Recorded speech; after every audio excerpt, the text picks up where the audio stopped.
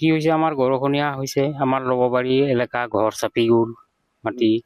তাৰপিছত আৰু চৰকাৰে ব্যৱস্থা মানে কৰি দিয়া নাই, ফাৰ্ষ্টত ব্যৱস্থা লৈছিলে, গতিকে ব্যৱস্থা লোৱাৰ পিছত মানে কামখিনি সম্পূৰ্ণভাৱে কামখিনি নহ'লে গৈ বহুতখিনি ক্ষতি হৈছিলে।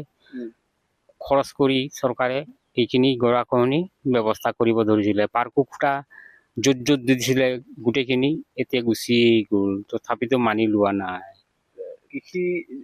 কৃষি মাটি জাহ যাব ধৰিছে। হয় হয়, এইখিনি কৃষি মাটিখিনি যাবলৈ ধৰিছে আৰু কি কৰিব, এতিয়াতো নদী নিলেতো আমি উপায় নাই, নিৰুপায়ত পৰি থাকিম।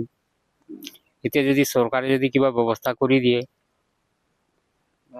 ভাল হয়। কেতিয়া পৰা হৈছে এইটো যোৱা বছৰ পৰাই হৈ আছে। ৰাস্তা নাছিলে যদিও ৰাস্তাটো আমাৰ ৰাস্তা কাটি গ'ল, ৰাস্তা কাটি পেলাই গুচি গ'ল, চপাই আহি আছে। আজি আমাৰ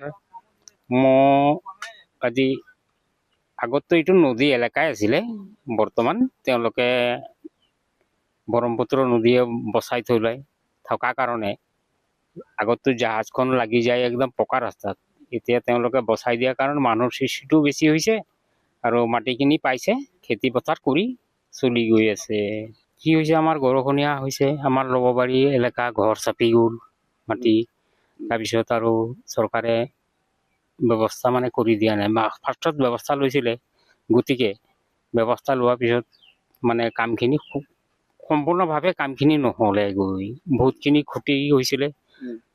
খৰচ কৰি চৰকাৰে এইখিনি গৰাখহনি ব্যৱস্থা কৰিব ধৰিছিলে, পাৰ্কো খুটা য'ত য'ত দিছিলে গোটেইখিনি এতিয়া গুচি গ'ল, তথাপিতো মানি লোৱা নাই।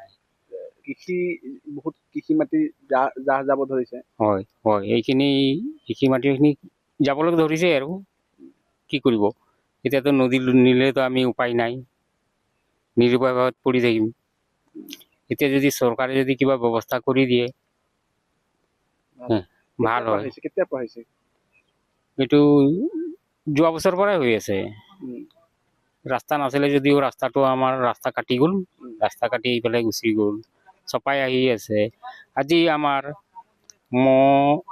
আজি আগততো এইটো নদী এলেকাই আছিলে, বৰ্তমান তেওঁলোকে ব্ৰহ্মপুত্ৰ নদীয়ে বচাই থৈ থকাৰ কাৰণে আগততো জাহাজখন লাগি যায় একদম পকা ৰাস্তাত, এতিয়া তেওঁলোকে বচাই দিয়াৰ কাৰণে মানুহৰ সৃষ্টিটো বেছি হৈছে আৰু মাটিখিনি পাইছে, খেতি পথাৰ কৰি চলি গৈ আছে।